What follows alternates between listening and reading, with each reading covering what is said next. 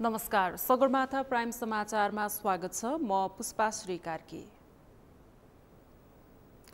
नमस्कार, म ज्योति पौडेल। समाचारको सुरुमा मुख्य समाचार।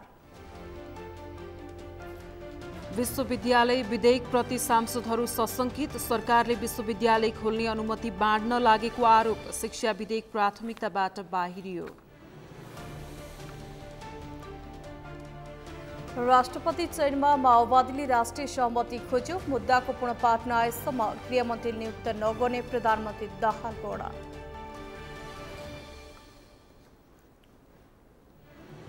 भ्रष्टाचार अवधारणा सूचाङ्क 2022 प्रकाशित। नेपाल भ्रष्टाचार हुने मुलुकको 110औं स्थानमा। डेनमार्क सबैभन्दा कम भ्रष्टाचार हुने देश।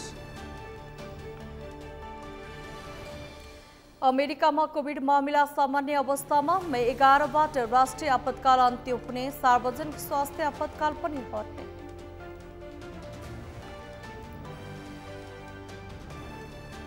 र साफ अन्डर 20 राष्ट्रिय महिला फुटबल टोलीको विदाई। बांग्लादेशको ढाकामा फेब्रुअरी 3 देखि 9 सम्म प्रतियोगिता हुने।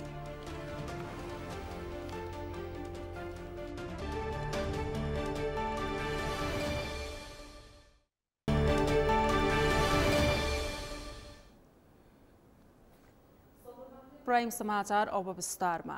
सरकारले शिक्षा विधेयक थाती राखेर नेपाल विश्वविद्यालयका सम्बन्धमा व्यवस्था गर्न बनेको विधेयक संसदमा पेश गरेपछि सरकारको नियतप्रति शंका उब्जिएको छ। मन्त्री परिषदमा 1 महिना अघि पुगेको शिक्षा विधेयक थाती राखेर नेपाल विश्वविद्यालय सम्बन्धी विधेयक संसदमा पेश गरेपछि यस्तो शंका उब्जिएको हो। एक रिपोर्ट। सरकारले संघीय संरचना अनुसार शिक्षा क्षेत्रको पुनर्संरचनाका लागि आवश्यक शिक्षा सम्बन्धी छाता ऐन र नीति ल्याउनु पर्नेमा अर्को विश्वविद्यालय खोल्नका लागि बाटो खोल्न हतारिएको प्रति सांसदहरूले शंका व्यक्त गरेका छन्। विद्यमान विश्वविद्यालयको शैक्षिक गुणस्तर कायम गरेर व्यवस्थित बनाउनुको सट्टा संघीय मर्म विपरीत केन्द्र सरकारले विश्वविद्यालयको अनुमति बाँड्नुलाई सत्तारूढ दलकै सांसदहरूले पनि सकारात्मक रूपमा लिएका छैनन्। संघीयता कार्यान्वयन अध्ययन तथा अनुगमन संसदीय विशेष समितिका संयोजक खिमलाल देवकोटाले सरकारले सुटुक्क ल्याएर सुटुक्क पास गर्ने मनसायका साथ विधेयक ल्याएको टिप्पणी गरे। सबभन्दा पहिला सरकारको ध्यान जाने भनेको विश्वविद्यालय सम्बन्धमा एउटा छाता ऐन चाहिँ जरुरी हो है, एकदम छाता ऐन जरुरी हो।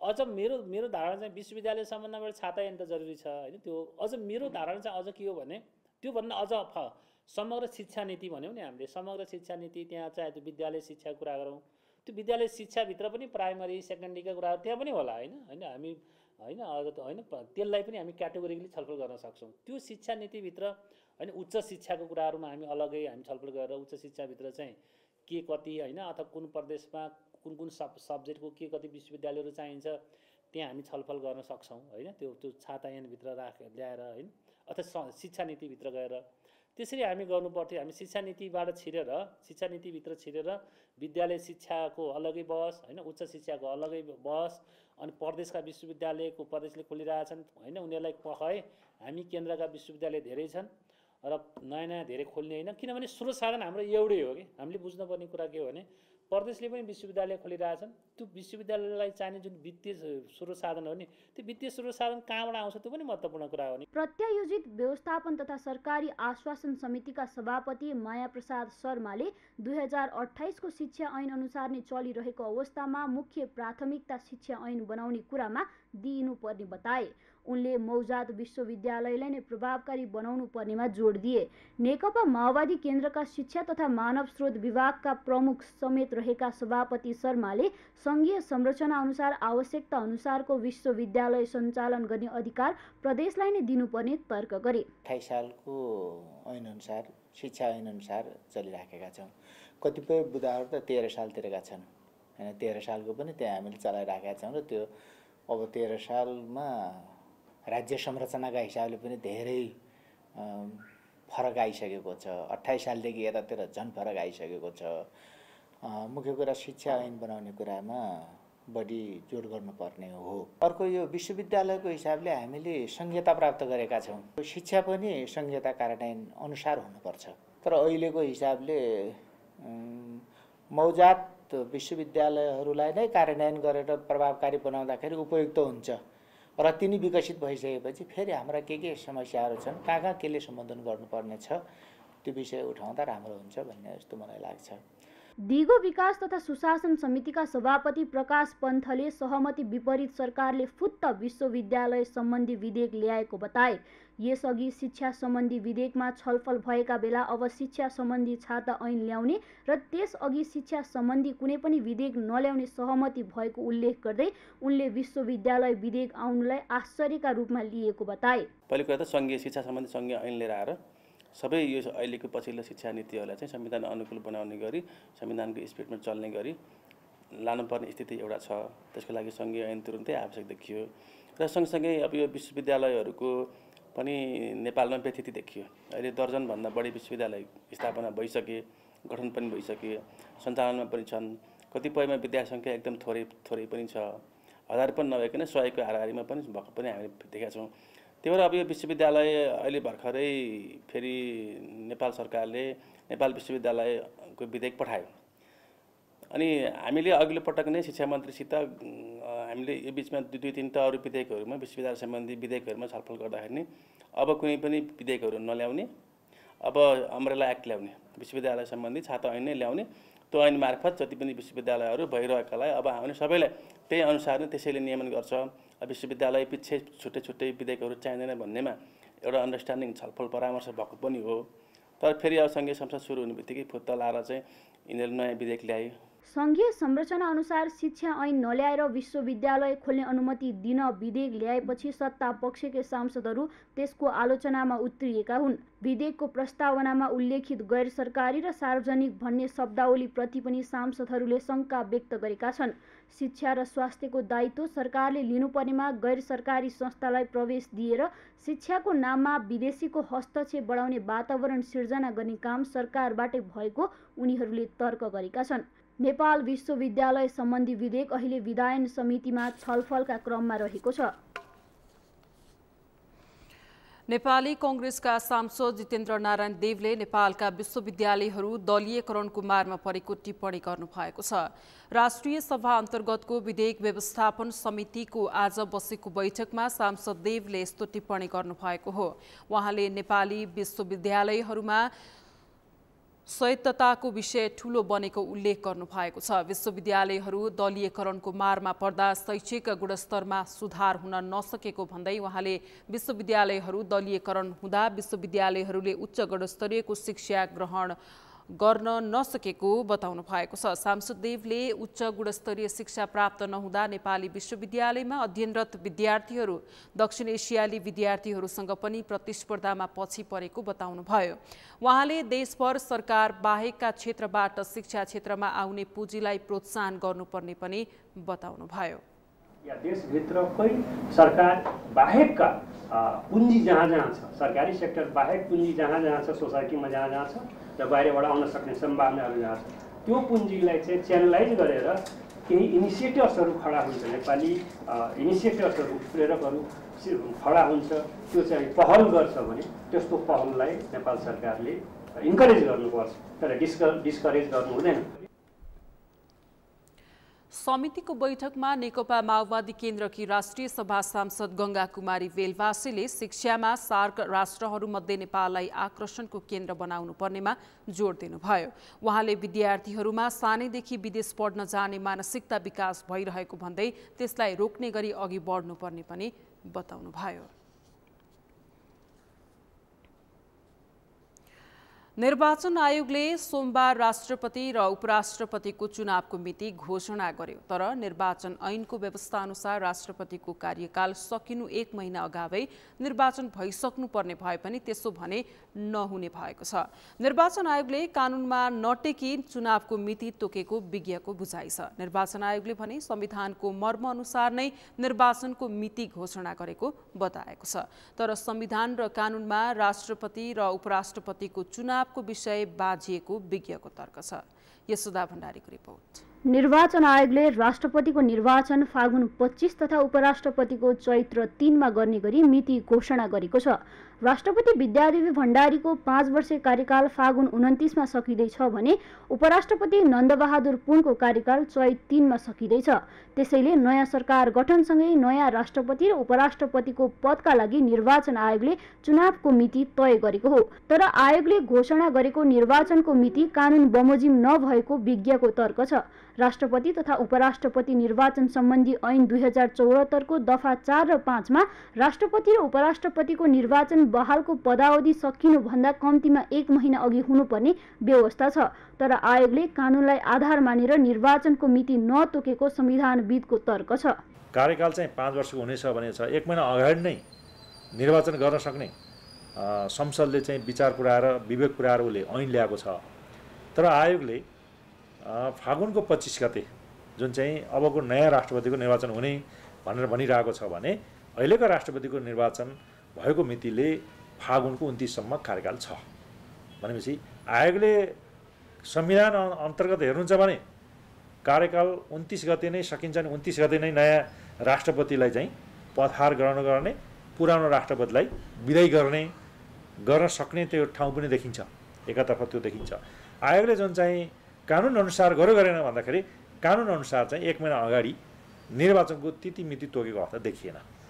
संविधान अनुसार उसले गरेको देखियो तर कानुन अनुसार गरेको देखिएन। एकाथरी पक्षले निर्वाचन आयोगले कानुनमा नटिकिकन निर्वाचनको मिति घोषणा गरेको तर्क गरेका छन् भने अर्काथरी पक्षले आयोगको निर्णय गलत नरहेको तर्क गरेका छन्। आयोगले चुनावको मिति 1 महिना अगावै घोषणा गर्दा एउटै कार्यकालमा 2 वटा राष्ट्रपतिको सम्भावना नहुने विज्ञको तर्क छ। राष्ट्रपति तथा उपराष्ट्रपति निर्वाचन सम्बन्धी ऐन 2074 को दफा 59 मा राष्ट्रपति तथा उपराष्ट्रपति पदमा निर्वाचित भएको मितिदेखि पदावधि गणना हुने व्यवस्था छ। यता संविधानको धारा 63 मा राष्ट्रपतिको पदावधि निर्वाचित भएको मितिले 5 वर्षको हुने उल्लेख गरिएको छ। यसरी संविधान र कानुन दुवै बाजिएको अर्काथरीको तर्क छ। संविधानमा क्लियरली के लेख्यो भन्दा राष्ट्रपतिको कार्यकाल 5 वर्ष भनेर लेख्यो संविधानमा। है हाम्रो संविधान। त्यसै निर्वाचन यो जुन राष्ट्रपति र उपराष्ट्रपतिको निर्वाचन सम्बन्धी ऐन 2074 भन्ने छ त्यहाँ चाहिँ के लेख्यो भन्दा राष्ट्रपति र उपराष्ट्रपतिको निर्वाचन त्यो कार्यकाल सकिनुभन्दा 1 महिना अगाडि गर्ने भनेर यो ऐनमा लेख्यो। अब दुईटामा विवाद भयो कि राष्ट्र प्रमुख भन्ने व्यक्तिलाई चाहिँ विवादमा चाहिँ ल्याउनु हुँदैन। विवादमा नल्याउनको लागि संविधानको स्पिरिट अनुसारको व्यवस्था ऐनमा हुनुपर्छ। तर अहिले भएको कुरा मैले भने नि त्यहाँको 5 वर्ष र यता चाहिँ 1 महिना अगाडि। अब 1 महिना अगाडि गर्दा के हुन्छ भन्दाखेरि 2 वटा राष्ट्रपति देखिने भयो कि जस्तो अहिले भइरहेको महामहिम विद्यादेवी भण्डारीको कार्यकाल सकिने भनेको त फागुन 29 हो नि त। यदि 1 महिना अगाडि निर्वाचन भइदिएको भए अर्को राष्ट्रपति हुनुहुन्थ्यो। त्यसले सामान्य कन्फ्युजन हो। तर निर्वाचन आयोगले हिजो गरेको जुन निर्णय छ त्यो चाहिँ मलाई चाहिँ के लाग्छ भने मेरो पर्सनल ओपिनियन ठिक छ। निर्वाचन आयोग भने संविधानको स्पिरिट अनुसार नै निर्वाचनको मिति तोकिएको बताएको छ। कानुन र संविधानमा राष्ट्रपति र उपराष्ट्रपतिको निर्वाचन बारे अस्पष्टताहरू सुल्झाउन पर्ने आयोगको भनाइ छ। कानुन र संविधानमा लेखिएका शब्दावलीहरू विवादास्पद रहेका र ऐनभन्दा माथि संविधान भएकाले संविधानको पालना गरेको आयोगको भनाइ छ। आयोगका आन्तरिक छलफल पनि भए, नेपाल सरकारसँग पनि छलफल भएको छ। यी सबै कुराहरू हेर्दाखेरिमा चाहिँ र एउटा बहालवाला सम्माननीय राष्ट्रपतिज्यूको चाहिँ पदावधि सकिएर अर्को चाहिँ को सक्सेसरको रूपमा चाहिँ आउन उपयुक्त समयको रूपमा चाहिँ अब फागुनको 25 गते गर्दाखेरिमा चाहिँ उपयुक्त हुन्छ भन्ने हिसाबबाटै यसरी चाहिँ गरिएको हो। संविधान र ऐनमा चाहिँ केही अस्पष्टताहरूको बारेमा अलिकति स्पष्ट हुनुपर्ने भन्ने कुराहरूलाई चाहिँ ख्याल गरेर अब यो चाहिँ आगामी दिनमा चाहिँ सम्बन्धित निकायहरूले चाहिँ यसमा अरू स्पष्टता चाहिँ ल्याउनु पर्ने देखिन्छ। ऐनको दफा 4 मा राष्ट्रपतिको पदावधि सकिनुभन्दा कम्तीमा 1 महिना अघि निर्वाचन गर्नुपर्ने व्यवस्था अनुसार 28 माघभित्र निर्वाचन भइसक्नु पर्थ्यो। तर संविधानले 5 वर्षे कार्यकाल भनेर एउटै मात्र राष्ट्रपति परिकल्पना गरेको तर ऐनले महिना दिन अगावै चुनाव गरेर 2 राष्ट्रपति हुने अवस्था सिर्जना गरिदिँदा अन्यल सिर्जना भएको विज्ञको तर्क छ। तर कतिपयले भने कानुनको अपव्याख्या गरेको बताएका छन्। ऐन र संविधानबीच अन्तर्विरोध विषय संसदमा उठ्दै आए पनि यसको स्पष्ट व्याख्या भएको छैन। सगरमाथा टेलिभिजनका लागि क्यामेरामा केशव तिमेल सिन्हाका साथमा यशोदा भण्डारी, काठमाडौँ। प्रधानमन्त्री पुष्पकमल दाहालले सर्वोच्च अदालतबाट राष्ट्रिय स्वतन्त्र पार्टीका सभापति रवि लामिछानेको नागरिकता सम्बन्धी मुद्दाको फैसलाको पुनःपाठ नआएसम्म नयाँ गृहमन्त्री नियुक्त नगर्ने हुनुभएको छ। आज पार्टी केन्द्रीय कार्यालय पेरिसडाँडामा बसेको माओवादी केन्द्रको पदाधिकारी बैठकपछि पार्टी सचिव गणेश शाहले सभापति लामिछानेको नागरिकता सम्बन्धी मुद्दाको पुनःपाठ नआउँदासम्म गृहमन्त्री नियुक्तिका बारेमा निर्णय नहुने बताउनु भएको हो। उहाँले त्यसबेलासम्म गृह मन्त्रालय प्रधानमन्त्री दाहालले आफूसँगै राख्ने स्पष्ट पार्नुभयो। रवि लामिछाने गैर सांसद भइसकेको अवस्थामा उहाँलाई मन्त्री बनाउँदा अन्य गैर सांसदहरूले पनि मन्त्री बन्ने आकांक्षा राख्ने भन्दै उहाँले प्रधानमन्त्रीले सर्वोच्च अदालतको पुनःपाठको प्रतीक्षा गर्ने बताउनुभयो। पछि आइ नसकेको अवस्थामा चाहिँ अहिले चाहिँ यो प्रधानमन्त्रीज्यूले नै अहिले हेर्नुहुन्छ।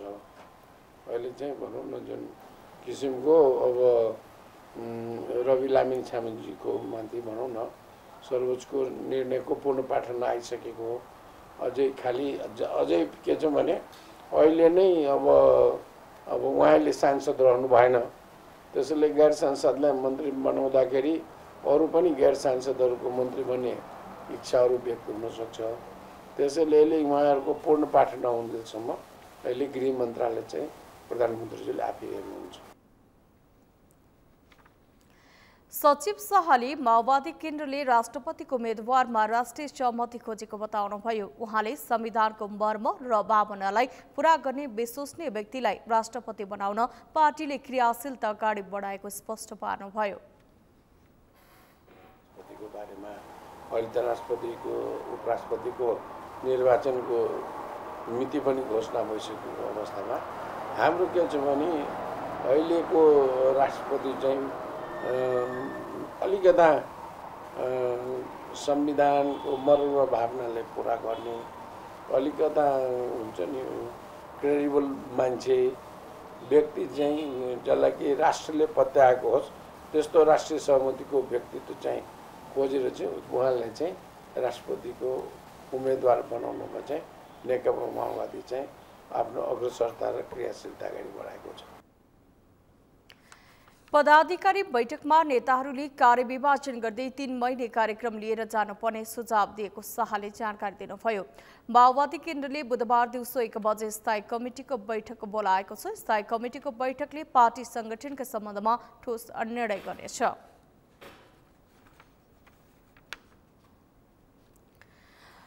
नेकपा एकीकृत समाजवादीका अध्यक्ष सहितको पार्टी प्रतिनिधि मण्डलले देशको आर्थिक सङ्कट समाधानबारे प्रधानमन्त्री पुष्पकमल दाहाललाई ज्ञापन पत्र बुझाएको छ। आज प्रधानमन्त्री दाहालको सरकारी निवास बालुवाटारमा अध्यक्ष नेपाल सहितको प्रतिनिधि मण्डलले देशको आर्थिक सङ्कट समाधानबारे प्रधानमन्त्री दाहाललाई भेटेर ज्ञापन पत्र बुझाएको हो। प्रधानमन्त्रीसँगको भेटपछि सञ्चारकर्मीहरूसँग कुरा गर्दै नेकपा एकीकृत समाजवादीका उपमहासचिव विजय पौडेलले देशको अर्थतन्त्र गम्भीर सङ्कटतर्फ उन्मुख भइरहेको र आर्थिक सङ्कटका कारण मजदुर, किसान, साना तथा मध्यम व्यवसाय लगायत आम सर्वसाधारणले दैनिक जसो आत्महत्या गर्नु परेका घटना बढिरहेको बताउनुभयो। उहाँले देशको आर्थिक सङ्कट समाधानका लागि सरकारले तत्काल चाल्नुपर्ने कदम र अपनाउनुपर्ने आर्थिक रणनीतिका बारेमा प्रतिपक्षी दलको हिसाबले आफ्नो पार्टीले प्रधानमन्त्रीलाई सुझाव दिएको बताउनुभयो।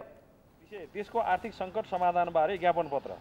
सम्माननीय प्रधानमन्त्रीज्यू, देशको अर्थतन्त्र गम्भीर सङ्कटतर्फ उन्मुख भइरहेको छ। आर्थिक सङ्कटका कारणले मजदुर, किसान, साना तथा मध्यम व्यवसायी लगायत आम सर्वसाधारण मानिसले दैनिक जसो आत्महत्या गर्नु परेका घटनाबाट हामी धेरै गम्भीर भएका छौँ। बढ्दो महँगीका कारण आम मानिसलाई बाँच्न पनि धौधौ भएको अवस्था छ। जनतामा व्यापक निराशा र राजनीतिप्रति नै वितृष्णा देखिन्छ। आम जनताका समस्या समाधान गर्दै निराश हुनबाट जोगाउनु सरकारको प्राथमिक कर्तव्य हुन आउँछ।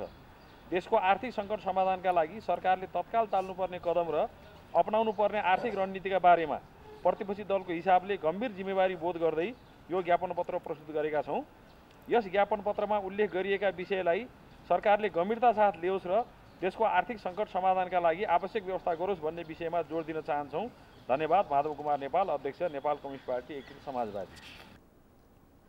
भेटमा प्रधानमन्त्री दाहालले नेतृत्वदायी टिमले आएर ध्यानाकर्षण गराएकोमा धन्यवाद ज्ञापन गर्दै आफूले सुझावलाई गम्भीरतापूर्वक लिने बताउनु भएको उपमहासचिव डाक्टर गङ्गालाल तुलाधरले बताउनुभयो।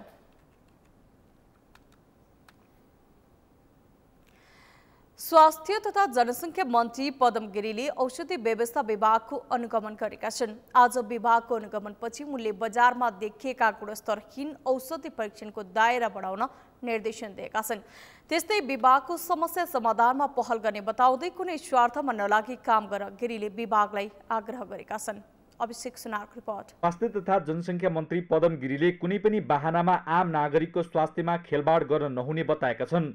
मंगलबार औषधि व्यवस्था विभागको अनुगमनका क्रममा गिरीले बजारमा बिक्री वितरण भइरहेका गुणस्तरहीन औषधिको नियन्त्रण गर्नुपर्ने बताएका हुन्। आम नागरिकको जनजीवनसँग प्रत्यक्ष जोडिएको विषय भएको हुँदा कुनै पनि स्वार्थमा नलागी काम गर्न मन्त्री गिरीले विभागलाई निर्देशन समेत दिएका छन्। नाकाबन्दीको समयमा भएको औषधि अभावको स्मरण गर्दै अत्यावश्यक औषधिको उत्पादनतर्फ ध्यान दिन पनि उनले आग्रह गरेका छन्। हामीले जनताको नागरिकहरूको चाहिँ स्वास्थ्यको सवालमा खेलवाड गर्न पाइँदैन। हामीले नाकाबन्दीका बेलामा कस्तो खालका पीडाहरू सयौँ एकचोटि त फर्केर हेरौँ। भोलिका दिनहरूमा पनि हामीले अप्ठ्यारो नआउनु भन्न सकिँदैन। मैले के भन्न खोजेको भने अत्यावश्यक औषधिहरू हाम्रै देशमा उत्पादन गर्ने कार्ययोजना बन्नुपर्छ, योजनाहरू बन्नुपर्छ, हाम्रा भएका इन्स्टिट्युसनहरूलाई स्ट्रेन्थनिङ गर्नुपर्छ र यस सन्दर्भमा ठिक ढङ्गले हाम्रा सही किसिमका कार्ययोजनाहरू बन्नुपर्छ, यसतर्फ पनि सोच्नुपर्छ भन्ने म ठानेको छु। राष्ट्रिय औषधि प्रयोगशालाले देखाएको औषधि परीक्षण प्रविधि र जनशक्ति अभावलाई छिट्टै सम्बोधन गरिने मन्त्री गिरीको भनाइ छ। कार्यक्रममा स्वास्थ्य तथा जनसङ्ख्या राज्यमन्त्री डाक्टर तोसीमा कार्कीले 2035 सालको कर्मचारी दरबन्दी अहिलेसम्म पनि परिवारजन हुन नसकेका दुःख व्यक्त गरिन्। उनले अब नयाँ दरबन्दी अर्को 50 वर्षसम्म सोचेर बनाउनु पर्ने भनाइ राखेकी छन्। बजारमा लगिसकेपछि मात्र औषधिको परीक्षण गर्ने व्यवस्थाले गर्दा आम उपभोक्तामा परेको असरको स्मरण गर्दै त्यतातर्फ पनि ध्यान दिइने उनले बताइन्। कुनै पनि प्रडक्टहरू बनिन्छ, यस्ता यो फार्मास्युटिकल प्रडक्ट्सहरू, न्युट्रास्युटिकल प्रडक्ट्स, इभन कस्मेस्युटिकल प्रडक्ट्सहरू, त्यो प्रडक्ट्स बजारमा आउनुभन्दा अगाडि डिडिएमा देखाउनु पर्ने, अनुमति लिनुपर्ने हैन। स्वास्थ्य विभागहरूमा औषधि विभागमा देखाउनु पर्ने, पेश गर्नुपर्ने, अनुमति लिनै पर्ने व्यवस्था हामीले बनाउन जरुरी छ। उनले सामाजिक सञ्जालमा भएको औषधिको मनपरी विज्ञापन नियन्त्रण र निरीक्षणतर्फ पनि विभागको ध्यानाकर्षण गराइन्। औषधि व्यवस्था विभागले भने जनशक्ति अभावलाई मुख्य समस्याको रूपमा राखेको छ। कार्यालयमा आवश्यक दरबन्दी पूरा हुन नसक्दा औषधि परीक्षण र व्यवस्थापनमा समस्या देखिएको विभागको भनाइ छ। हामीसँग टोटल जनशक्ति हामीसँग 115 जना प्राविधिक र अप्राविधिक गरेर 115 जना हुनुहुन्छ। त्यसमध्ये प्राविधिक जनशक्ति करिब 80 जना 82 जना जतिको प्राविधिक जनशक्ति छ, बाँकी अप्राविधिक हुनुहुन्छ। यति थोरै जनशक्तिको हिसाबमा हामीले अहिलेसम्म अगाडि बढेका छौँ। यो हाम्रो लागि ठुलो चुनौतीको कुरा छ। यो हाम्रो रेगुलेसनको पार्ट छ। औषधि व्यवस्था विभागको 15 दरबन्दी स्वीकृत भएकोमा 6 जना र राष्ट्रिय औषधि प्रयोगशालाको 7 दरबन्दी स्वीकृत भएकोमा जम्मा 2 जना मात्रै कर्मचारी छन्। विभागको विराटनगर शाखामा 2 र वीरगञ्ज शाखामा 1 जना कर्मचारीको पदपूर्ति हुन सकेको छैन। सगरमाथा टेलिभिजनका लागि क्यामेरामा प्रताप लामाका साथ अभिषेक सुनार, काठमाडौँ। प्राइम समाचारमा अब पालो विश्रामको। विश्रामपछि भ्रष्टाचार अवधारणा सूचकाङ्क 2022 प्रकाशित। नेपाल भ्रष्टाचार हुने मुलुकको 110औं स्थानमा, डेनमार्क सबैभन्दा कम भ्रष्टाचार हुने देश। काठमाडौँको टेकु कालीमाटी जोड्ने विष्णुमती पुल 4 वर्षदेखि अलपत्र। पुल निर्माणमा कम गुणस्तरको निर्माण सामग्री प्रयोग भएको सरकारी भनाइ। र अमेरिकामा कोभिड मामिला सामान्य अवस्थामा। मे 11बाट राष्ट्रिय आपतकाल अन्त्य हुने, सार्वजनिक स्वास्थ्य आपतकाल पनि हट्ने।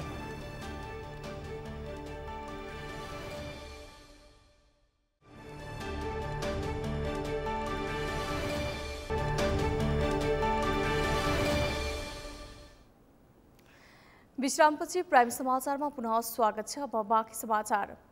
ट्रान्सपरेन्सी इन्टरनेसनल नेपाल भ्रष्टाचार व्याप्त मुलुकहरूको श्रेणीमै कायम रहेको जनाएको छ। ट्रान्सपेरेन्सीले सार्वजनिक गरेको भ्रष्टाचार अवधारणा सूचकाङ्क CPI रिपोर्ट 2022मा नेपालले 100मा 34 अङ्क मात्रै प्राप्त गरेर भ्रष्टाचार हुने मुलुकको 110औं स्थानमा रहेको छ। अघिल्लो वर्ष अङ्क 33 पाएर 117औं स्थानमा रहेको नेपालले यो पटक केही सुधार गरेको भए पनि भ्रष्टाचार व्याप्त मुलुकहरूको श्रेणीमै रहेको ट्रान्सपेरेन्सी इन्टरनेसनलले जनाएको छ। अमृत ढकालको रिपोर्ट। नेपाल भ्रष्टाचार हुने व्याप्त मुलुकहरूको उच्च श्रेणीमै कायम रहेको ट्रान्सपेरेन्सी इन्टरनेसनलले जनाएको छ। ट्रान्सपेरेन्सी इन्टरनेसनलले मङ्गलबार CPI ले सार्वजनिक गरेको भ्रष्टाचार सम्बन्धी विश्वव्यापी सूचकाङ्कमा नेपालले 100 अङ्कमा जम्मा 34 अङ्क प्राप्त गरेको जनाएको छ। CPI 2021मा नेपालले 33 अङ्क प्राप्त गर्दै 117 स्थानमा रहेको थियो। CPI को सूचकाङ्कमा 100 अङ्कले अति सोक्ष र 0 अङ्कले अति भ्रष्ट जनाउँछ भने 50 भन्दा कम अङ्क प्राप्त भएमा बढी भ्रष्टाचार हुने मुलुकका रूपमा मानिन्छ। त्यसैले गत वर्षको तुलनामा केही सुधार भए पनि नेपाल भ्रष्टाचार व्याप्त मुलुकहरूकै श्रेणीमा रहेको ट्रान्सपेरेन्सी इन्टरनेसनलले जनाएको छ। भ्रष्टाचार कम त हुँदै होइन, के छ भनेदेखि अहिले अझै पनि 180 वटा देशको टोटल एभरेज नै 43 छ। अब नेपाल 43 मा भइदियो भने एभरेजमा त आयो भन्न हुन्थ्यो। अहिले त हामी 34 छौँ, धेरै कम छौँ। त्यस कारणले अब खाली कुरा के भने गत वर्षको कम्प्यारिजन गर्दाखेरि अझ तल चाहिँ गएनछौँ भन्ने मात्रै हो। तर माथि त हामी अलरेडी यति धेरै तल छौँ कि भ्रष्टाचार व्याप्त मुलुक र भ्रष्टाचार देशको लागि मुख्य समस्या रहेको मुलुकको परिभाषाभित्र हामी अझै पनि छौँ।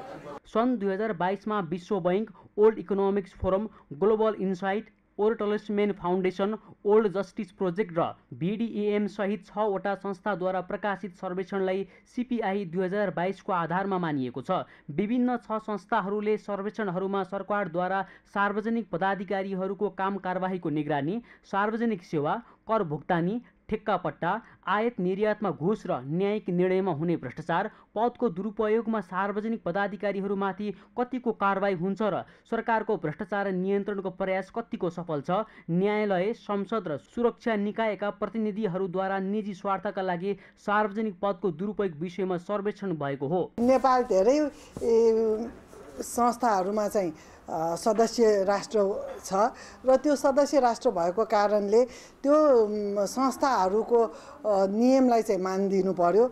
जस्तो कि अब फाइनेन्सियल एक्सन टास्क फोर्सको भयो होइन, एन्टी मनी लन्ड्रिङहरू भयो, एसिया पेसिफिक ग्रुपहरू भयो, ह्युमन राइट्स ग्रुप भयो होइन, यी सबैको चाहिँ ह्युमन राइट एलायन्सहरू यी सबैको चाहिँ आफ्नो नर्म्स एन्ड भ्यालुमा नेपाल रहनु पर्यो र त्यही अनुसारले कानुन बनाउनु पर्यो। अन्यलाई पूर्ण रूपमा कार्यान्वयनमा ल्याउनु पर्यो। नयाँ कानुनहरू बन्नुपर्ने कानुनहरू पनि बनाएर ल्याउनु पर्यो।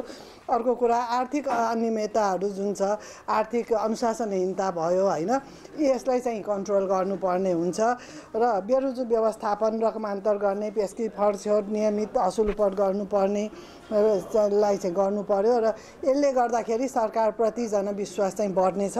CPI 2022मा दक्षिण एसियाली राष्ट्रहरूमध्ये भुटानले 25औं, मालदिप्स र भारतले 85औं, श्रीलङ्का 101औं, पाकिस्तान 140औं, बङ्गलादेश 147औं र अफगानिस्तान 150औं स्थानमा परेका छन्। 180 मुलुकमा गरिएको CPI-मा डेनमार्क 90 अङ्कबाट सबैभन्दा कम र सोमालिया 12 अङ्कले सबैभन्दा बढी भ्रष्टाचार हुने मुलुकका रूपमा सूचीकृत भएको छ। सगरमाथा टेलिभिजनका लागि क्यामेरामा सन्तोष चन्दका साथमा अमृत ढकाल, काठमाडौँ।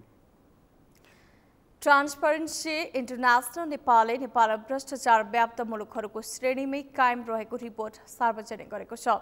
ट्रान्सपेरेन्सीले मङ्गलबार भ्रष्टाचार अवधारणा सूचकाङ्क CPI रिपोर्ट सार्वजनिक गरेको हो। CPI रिपोर्ट 2022मा नेपालले 100मा 34 अङ्क मात्रै प्राप्त गरेर भ्रष्टाचार हुने मुलुकको 110औं स्थानमा रहेको छ।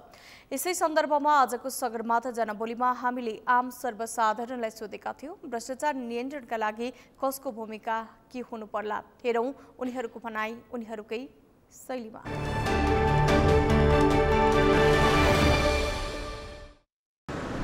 आफैबाट सुध्रिनु पर्यो, आफै चाहिँ ठिक हुनु पर्यो। व्यक्ति नै ठिक भयो भने सबै ठिक हुन्छ। 2-3 भूमिका लिनुपर्छ। सरकारले चाहिँ कर्मचारीहरूलाई पर्याप्त आम्दानीको स्रोतहरू अथवा तलबमा वृद्धि गरेर भ्रष्टाचारमुखी नहुने। दोस्रो, नियमनकारी निकाय एकदमै कडा रूपमा प्रस्तुत हुनुपर्छ, जहाँ कि कुनै पनि गल्तीलाई राम्ररी छानबिन गरेर त्यसको व्यापक निराकरणको लागि प्रयोग गर्नुपर्छ र तेस्रो भनेको जनता हामी नै पब्लिक नै अवेर हुनुपर्छ, जहाँ कि उनीहरूले भ्रष्टाचार गर्न खोज्दा पनि यसलाई यसरी हो भनेर भन्न सक्ने हुनु पर्यो। यसमा सबै पक्षको भूमिका एकदमै महत्त्वपूर्ण छ। यसमा वास्तवमै भन्नुपर्दाखेरि सरकारको चाहिँ भूमिका एकदमै महत्त्वपूर्ण हुनुपर्छ। सरकारले नै आफ्नो भूमिका चाहिँ भ्रष्टाचार रोक्नको लागि चाहिँ सरकारले नै राम्रो भूमिका निर्वाह गर्नुपर्छ। देशका सम्पूर्ण जुन के अरे निकायहरू छन् तिनीहरूमा राम्रो सुपरिवेशन गर्ने, कर्मचारीहरूलाई निर्देशन आदेशहरू राम्रोसँग दिने, अनि अरू जुन जुन तबकामा भएका जो व्यक्तिहरू छन् उहाँहरूले पनि आफ्नो भूमिका के हो, कर्तव्य के हो भन्ने कुरा चाहिँ उहाँहरूले पनि बुझेर काम गर्नुपर्छ। अभियसली सरकारको हो त्यो कर्तव्य त होइन, अब त्यही अनुसारको नियमहरू कडा बनाउनु पर्यो होइन त। अब त्यही हो, अब हामीले गर्न सक्ने अब सरकारमा को जान्छ अब त्यसमा त अब हाम्रो जिम्मामा हुन्छ को सरकारमा जान्छ है। अब सरकारको मान्छेलाई चाहिँ अब हाम्रो प्रेसर दिनुपर्ने हुन्छ क्या, कस्तो नियम चाहियो हामीलाई होइन, कस्तो नियम हुनुपर्ने हो। अनि त्यही अब भ्रष्टाचारको विरुद्ध अब कडा नियम बनायो भने अब स्ट्रिक्ट नै हुन्छ होला जस्तो लाग्छ मलाई चाहिँ। होइन, मलाई चाहिँ अब यो भ्रष्टाचार रोक्दाखेरि चाहिँ मान्छे आफै इमान्दार भयो भने जनताहरू, किनकि भ्रष्टाचार हुने भनेको त जनताले घुस्दिएपछि हुने हो। जनता आफै इमान्दार बन्ने हो भने भ्रष्टाचार हुन्छ जस्तो मलाई लाग्दैन।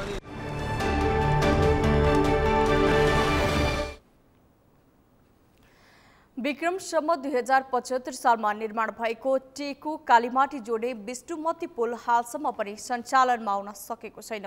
कम्पनीले कम गुणस्तरको निर्माण सामग्री प्रयोग गरेको तथा सम्झौता अनुसार मापदण्ड पूरा नगरेको भन्दै सरकारले बुझ्न अस्वीकार गरेपछि विगत 4 वर्षदेखि यो पुल अलपत्र छ। मेनुका लम्सालको रिपोर्ट। काठमाडौँको टेकु र कालीमाटीलाई जोड्ने विष्णुमती पुल झण्डै 4 वर्षदेखि अलपत्र छ। 2075 सालमै निर्माण भएको यो पुल कम गुणस्तरको निर्माण सामग्री प्रयोग भएको तथा सम्झौता अनुसार मापदण्ड पूरा नगरेको भन्दै सरकारले बुझेको छैन। 2071 सालमा भौतिक पूर्वाधार तथा यातायात मन्त्रालय अन्तर्गतको तत्कालीन दिगो शहरी विकास आयोजना र पप्पु कन्स्ट्रक्सन प्रणाली बीच 3 वर्षभित्रमा निर्माण सम्पन्न गर्ने गरी सम्झौता भएको थियो। 1 वर्ष ढिलो गरी काम सकेको उक्त कम्पनीले विभिन्न चरणमा 13 करोड रुपैयाँ भुक्तानी लिइसकेको छ। उक्त पुल भत्काएर पुनः बनाउनु पर्ने अवस्थामा छ। 60 मिटर लामो पुल करिब 20 करोड रुपैयाँ लागतमा 2074 मङ्सिरमा निर्माण सम्पन्न गर्ने ठेक्का सम्झौता थियो। निर्माणाधीन अवस्थामा रहँदा सम्झौता विपरीत भएको भन्दै सरकारले काम रोक्न पत्राचार समेत गरेको थियो। तर कम्पनीले रातारात काम सकेको सडक डिभिजन कार्यालयको आरोप छ। हामीले पटक पटक उहाँहरूलाई चाहिँ क्वालिटी मेन्टेन गरेर काम गर्नलाई भनेको हो, लेखेर पत्राचार पनि गरेको छौँ। तर उहाँहरूको अलिकति बल्मी चाहिँ भनौँ कि अब नसुन्ने प्रवृत्ति भनौँ, त्यसले गर्दाखेरि उहाँहरूले आफ्नो तरिकाले गर्नुभयो। अनि जुन स्ट्यान्डर्डमा जुन क्वालिटीको सामान हाल्नुपर्ने त्यो पुरा क्वालिफिकेसन अनुसारको चाहिँ सामान नहालेको कारणले पनि हामीले त्यसलाई एक्सेप्ट गर्न सकेनौँ, हामी गर्दैनौँ भनेर भनेको हुनाले उहाँहरूको र हाम्रो बिचमा चाहिँ द्वन्द्व सुरु भयो। अहिले त्यसैको कारणले यो अवस्था सिर्जना भयो भनौँ। ठेक्का सम्झौता गर्दा दुवैपट्टि पुललाई जोड्न 3वटा पिलर बनाउने, नदीको दायाँ 20 बायाँ 10 र बीचमा 30 मिटरको पिलर बनाएर पुल बनाउने डिजाइन पास भएको थियो। पुलको छत ढलानमा 15.2 mm को टुचन अर्थात् तार राख्नुपर्ने सम्झौतामा उल्लेख छ। त्यसमा भारतको उषा मार्टिन र टाटा कम्पनीको तार प्रयोग गर्नुपर्ने थियो। तर यी कुनै मापदण्ड पालना नगरेको, पुल ढलानका क्रममा तारको ज्याकिङ नमिलेको र निर्माण सामग्रीहरूको ल्याब टेस्ट नगरेको पाइएको छ। जसअनुसार 70 वर्ष सञ्चालन हुने पुल 10 वर्षमै भत्किने डिभिजन कार्यालय काठमाडौँको निष्कर्ष छ। अहिले यो विवाद सर्वोच्च अदालतमै विचाराधीन छ। यो पुल भत्काउने वा सञ्चालन गर्ने भन्ने अदालतबाटै निर्णय हुनेछ। अब अदालतबाट पुरा फैसला आइसकेको अवस्था नरहेको हुनाले चाहिँ थप भत्काउने प्रक्रिया अगाडि बढाएको छैनौँ हामीले। अरू चाहिँ अनि त्यही अदालती प्रक्रियामै रहेको हुनाले फेरि यातायात सञ्चालन पनि भएको छैन। अहिले यातायात पनि बन्द छ र थप उहाँहरूलाई चाहिँ हामीले चाहिँ यो पुल भत्काएर हाम्रो स्ट्यान्डर्ड अनुसार हाम्रो स्पेसिफिकेसन र क्वालिटी मेन्टेन गरेर चाहिँ बनाउनु भनेर चाहिँ निर्देशन भइसकेको अवस्था छ। सम्झौता भएको झण्डै 1 दशक बित्दा समेत यो पुल सञ्चालनमा आउन सकेको छैन।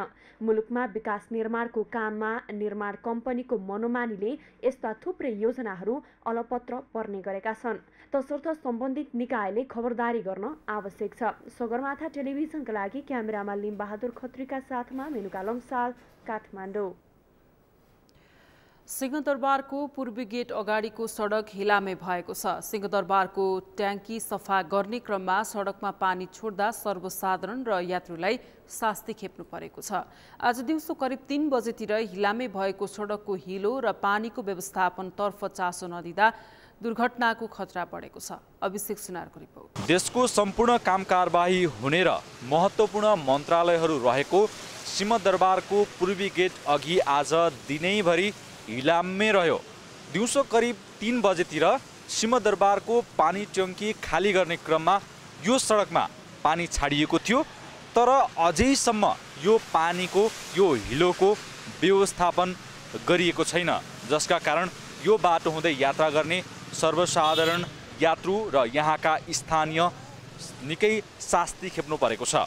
अब यो बाटोमा यसरी पानी फाल्दियो भने त धेरै नै समस्या हुन्छ नि, चिप्लियो भने एक्सिडेन्ट हुने सम्भावना हुन्छ है। अहिले दिउँसो त ठिकै छ ल, मानव बिस्तारै कुदाउँला, राति त कुदेर कोही आयो भने 30-40 स्पिडमा आयो भने यहाँ चिप्लियो भने त सकिन्छ नि त। यहाँ एकदमै यो लापरवाही भएको छ। यो बाटो हिँड्दाखेरि चाहिँ बिहान बेलुका होस् एकदम धेरै समस्या भइरहेछ। यो हिलो यसरी यो बाटो एकदमै अव्यवस्थित भयो। यो हिलो छ्यापिने गर्ने, हिँड्न साँगुरो हुने गाडीले पनि अब हिलो छलेर हिँड्ने हुँदा झन् रोड सानो रोड, त्यही माथि लेन च्यापेर आउँदा हामीलाई हिँड्न गाह्रो पर्ने, हिलो छ्यापिने एकदमै शास्ति भोग्नु परेको छ। काठमाडौँको व्यस्त सडक मध्यमा पर्ने यो सडकमा यसरी पानी छाडिदिँदा यो सडक आज दिनैभरि व्यस्त रह्यो। यहाँका स्थानीयवासी पनि यो सडकबाट फैलिएको दुर्गन्धले गर्दा यहाँ बसी नसक्नु भएको गुनासो गरेका छन्। सिंहदरबार भन्दा बित्तिकै व्यवस्थित भनेर चिनिने गर्छ, तर सिंहदरबार नै यसरी गैर जिम्मेवार बन्दा यहाँका स्थानीयहरूले आज दिनैभर शास्ति खेपी नै रहे। यो पानी चाहिँ लगभग पानी भन्दा नि अब यसो हेर्दाखेरि चाहिँ ढल जस्तै देखिन्छ होइन। अब यो ढलै चाहिँ होइन कि जस्तो लाग्छ। अब दुर्गन्ध खासै छैन।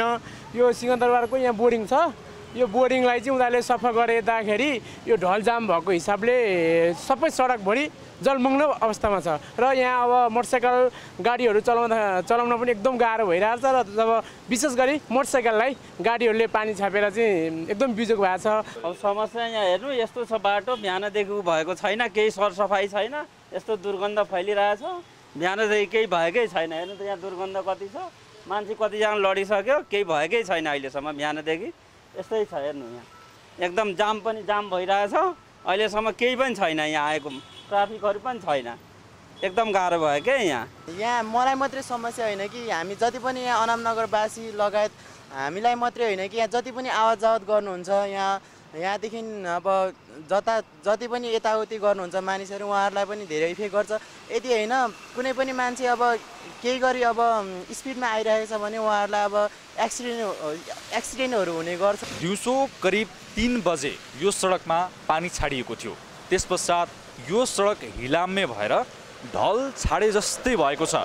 यहाँबाट दुर्गन्ध आउन थालेको छ, तर यति साँझ परिसक्यो अझैसम्म पनि यो सडकमा भएको हिलो र पानी पन्छाउनेतर्फ ध्यान दिएको छैन। दिउँसोमा त जसोतसो यो सडक हुँदै यात्रुहरू आवत जावत गर्लान्, तर रातिको समयमा यहाँ दुर्घटना हुने सम्भावना अझै देखिएको छ। यसतर्फ काठमाडौँ महानगरपालिका लगायत सिंहदरबार नै सचेत हुन आवश्यक देखिएको छ।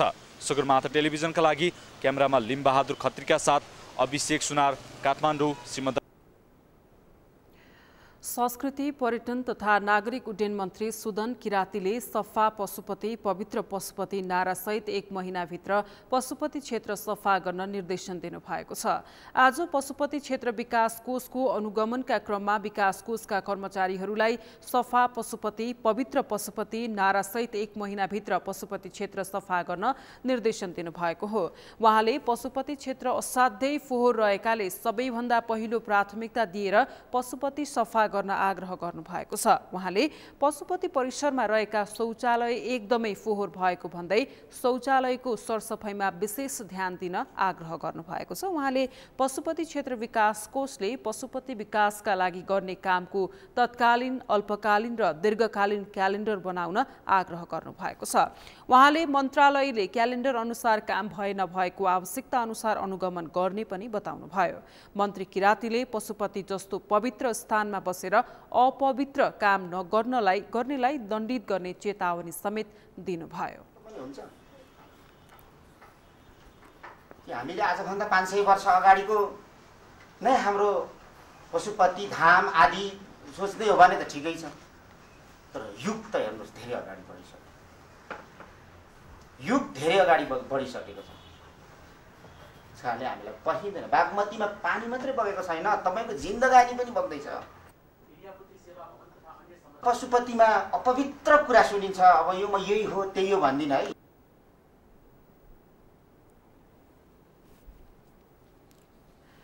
मन्त्री किरातीले मन्त्री र सचिवलाई पैसा दिनुपर्ने भन्दै पशुपतिमा फूल महँगोमा बेच्ने गरिएको गुनासो आएकाले त्यसबारे निर्णय गर्न निर्देशन दिनुभएको छ। उहाँले कुन सरकारको पालामा कुन मन्त्री र सचिवले पैसा लिए भन्ने नाम दिए पत्रकारहरूको सामु पढेर सुनाउने बताउनुभयो। उहाँले एउटा सटर भाडामा लगाउन लाखौंको डिल हुने गरेको सुन्नमा आएको भन्दै अब त्यस्तो कुरा सुनिए तत्काल कारबाही गर्ने चेतावनी समेत दिनुभयो। यहीँदेखि हाम्रो क्षमता र योग्यता प्रदर्शन भइसक्यो क्या। यो त सबभन्दा राम्रो ठाउँमा बसिरहेको छौँ हामी। पशुपतिनाथको यो हेड क्वार्टर लास पोल्ने काममा पनि शोषण हुन्छ भन्ने सुनेपछि ए बाबा म कसरी मन बुझाउनु हौ। मान्छे मरेको छ। मान्छे मरेको परिवारको लागि त त्योभन्दा ठुलो दशा के हुन्छ भन्नुहोस् त। मानिलिउँ हाम्रो घरमा आज एकजना मान्छे मर्यो, त्यसरी सोचौँ न। त्यहाँदेखि हामी तुलना भइहाल्छ क्या। मन्त्री किरातीले मान्छे पोल्ने काममा समेत शोषण हुने गरेको विषय सुनेको भन्दै शोषण अन्त्य गर्न निर्देशन दिनुभयो।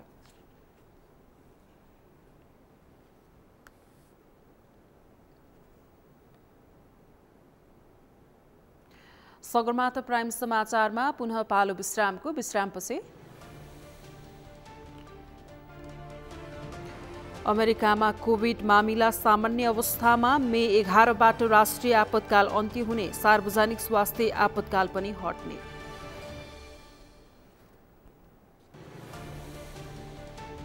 र साफ अन्डर 20 राष्ट्रिय महिला फुटबल टोलीको विदाई, बङ्गलादेशको ढाकामा फेब्रुअरी 3 देखि 9 सम्म प्रतियोगिता हुने।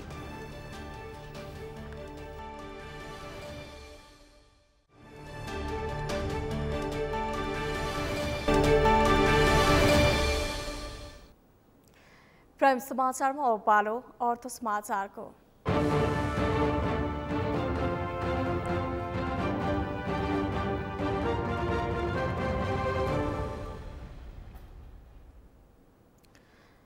पछिल्लो समय नेपालमा सुनको मूल्यमा निकै उतार चढाव भइरहेको छ। सुनको मूल्यले दिनौ नयाँ रेकर्ड बनाउँदा पनि बजारमा सुनको माग बढ्दो छ, जसका कारण सुनको मूल्य पनि वृद्धि भइरहेको छ। माघ 12 गते नेपाली बजारमा सुनको मूल्य इतिहासमा पहिलो पटक सबैभन्दा बढी 1,06,900 रुपैयाँमा कारोबार भयो। मूल्य थप बढ्ने आशामा उपभोक्ता सुन सञ्चित गर्नतिर लागेका हुन्। एमुना सापकोटाको रिपोर्ट। नेपाली बजारमा सुनले माघ 12 गते नयाँ ऐतिहासिक रेकर्ड राखेको छ। सुदिन इतिहासमा पहिलो पटक मूल्य वृद्धि भई हालसम्मकै उच्च 1,06,900 रुपैयाँमा कारोबार भयो। त्यस्तै 13, 14, 15, 16 गते लगातार सुनको मूल्यमा उतार चढाव आयो। 17 गते मङ्गलबार घटेर तोलाको 1,05,800 रुपैयाँमा कारोबार भयो। मुख्यतया सुनको मूल्यमा उतार चढाव आउनुमा अन्तर्राष्ट्रिय मुद्राको विनिमय दर र अन्तर्राष्ट्रिय बजारमा सुनको मूल्यमा निर्भर हुन्छ। हाल नेपालमा अन्तर्राष्ट्रिय मुद्राको विनिमय दर बढ्दो क्रममा छ। त्यस्तै अन्तर्राष्ट्रिय बजारमा सुनको मूल्य बढ्ने क्रममा छ। यसले गर्दा सुनको मूल्य बढेको नेपाल सुन चाँदी महासङ्घको भनाइ छ। अब यसमा विभिन्न कारणहरू छ। एउटा हाम्रो देशको भित्रको आन्तरिक कारणहरू छन् हैन, अर्को चाहिँ विदेशको अन्तर्राष्ट्रिय बजारको विभिन्न कारणहरू छन्। अब अहिलेको नेपालको सन्दर्भमा कुरा गर्दाखेरि एउटा यो विदेशी चाहिँ जुन हाम्रो डलरको एक्सचेन्ज रेट छ नि, त्यो बढेको कारणले गर्दाखेरि नेपालको बजारमा सुनको भाव बढेको छ एउटा कुरा। अर्को चाहिँ अन्तर्राष्ट्रिय बजारमा पनि सुनको भावमा अहिले चाहिँ बिस्तारै क्रमशः चाहिँ वृद्धि भएको चाहिँ अवस्था छ। विश्वका प्रमुख अर्थतन्त्र भएका अमेरिका, युरोपेली सङ्घ र चीन एकसाथ सुस्त गतिमा चलेकाले विभिन्न देशहरूमा आर्थिक वृद्धि दरमा गिरावट आएको छ, जसकारण हरेक वस्तुको मूल्य वृद्धि भइरहेको छ।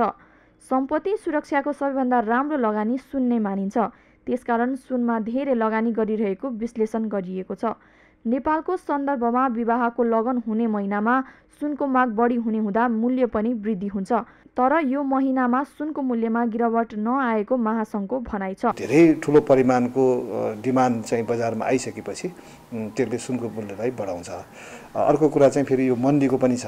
इन्टरनेसनलमा जुन विभिन्न देशहरूमा अहिले मन्दी आइराखेको छ, इन्फ्लेसन बढेको छ होइन, त्यसले गरेर पनि अब आफ्नो जुन चाहिँ सम्पत्तिको स्टोर अफ भ्यालुलाई सुरक्षित राख्नको लागि चाहिँ सबैभन्दा सुरक्षित लगानी सुन हो। त्यसको लागि पनि अब सुनमा चाहिँ लगानी बढेको छ, त्यसले पनि सुनमा चाहिँ मूल्य वृद्धि गर्नको लागि त्यसले पनि भूमिका खेलेको छ। अहिले सुनको मूल्य मात्र नभई चाँदीको मूल्यमा पनि त्यस्तै उतार चढाव भइरहेको छ। गत माघ 12 गते तोलाको 1380 रुपियाँमा पाइने चाँदी मङ्गलबार 1365 रुपियाँमा कारोबार भयो। विश्वभर आर्थिक गिरावट, अन्तर्राष्ट्रिय मुद्राको विनिमय दर बढ्नु, अन्तर्राष्ट्रिय बजारमा सुनको मूल्य बढ्नु लगायतका कारण सुन तथा चाँदीको मूल्य उतार चढाव भइरहेको छ। सगरमाथा टेलिभिजनका लागि क्यामेरामा लिम बहादुर खत्रीका साथमा यमुना सापकोटा, काठमाडौँ।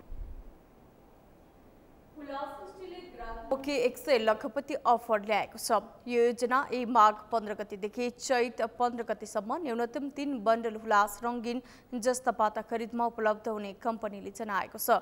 लकी ड्रमा सहभागी हुन उपलब्ध गराइएको कुपन र भ्याट बिलको फोटो खिची 11 प्रति 9801212626 नम्बरमा व्हाट्सएप वा भाइबरमा अनिवार्य पठाउनु पर्नेछ।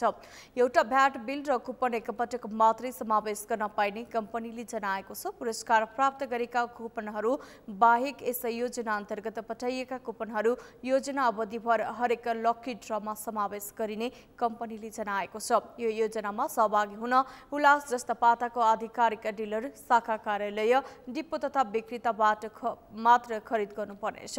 खरिद बमोजिम भ्याट बिल अनिवार्य काटिएको हुनुपर्नेछ। न्यूनतम 3 बन्डल हुलास जस्ता पाताको खरिदमा कम्पनीबाट एउटा भाग्यशाली कुपन उपलब्ध गराइनेछ। सोभन्दा बढी खरिद गरिएको खण्डमा भ्याट बिलमा उल्लेखित संख्या बमोजिम 6 बन्डलमा 2 वटा, 9 बन्डलमा 3 वटा अनुरूप हरेक 3 बन्डलको गुणनको हिसाबमा थप 1 कुपन कम्पनीले लकी ड्रमा सामेल गराउनेछ। योजना अवधिभर हरेक दिन हुलास स्टिलको आधिकारिक फेसबुक पेजबाट लकी ड्र मार्फत 2 जनालाई प्रति व्यक्ति 1 लाख नगद उपहार घोषणा गरिनेछ। प्राइम समाचारको अन्त्यमा मुख्य समाचार पुनः एकपटक। विश्वविद्यालय विधेयकप्रति सांसदहरू सशंकित, सरकारले विश्वविद्यालय खोल्ने अनुमति बाँड्न लागेको आरोप, शिक्षा विधेयक प्राथमिकताबाट बाहिरियो। राष्ट्रपति चयनमा माओवादीले राष्ट्रिय सहमति खोज्यो, मुद्दाको पूर्ण पाठ नआएसम्म गृहमन्त्री नियुक्त नगर्ने प्रधानमन्त्री दाहालको अडान।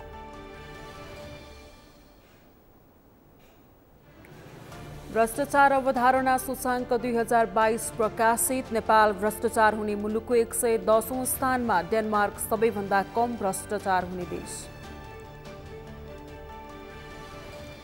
अमेरिकामा कोभिड मामिला सामान्य अवस्थामा, मे 11बाट राष्ट्रिय आपतकाल अन्त्य हुने, सार्वजनिक स्वास्थ्य आपतकाल पनि हट्ने। र साफ अन्डर 20 राष्ट्रिय महिला फुटबल टोलीको विदाई, बांग्लादेशको ढाकामा फेब्रुअरी 3 देखि 9 सम्म प्रतियोगिता हुने।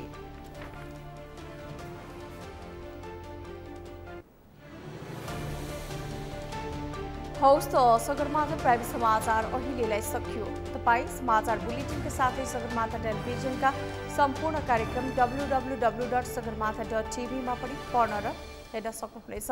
साथै युट्युबमा youtube.com/sagarmatha.tv नेपालमा हेर्न सक्नुहुनेछ। तपाईँ हामीलाई फेसबुकमा पनि facebook.com/yastv नेपालमा फलो गर्न सक्नुहुनेछ। समाचारको शिखर, नेपालको गौरव, नेपालको पहिलो न्युज च्यानल सगरमाथा टेलिभिजन हेर्दै गर्नुहोला। नमस्कार।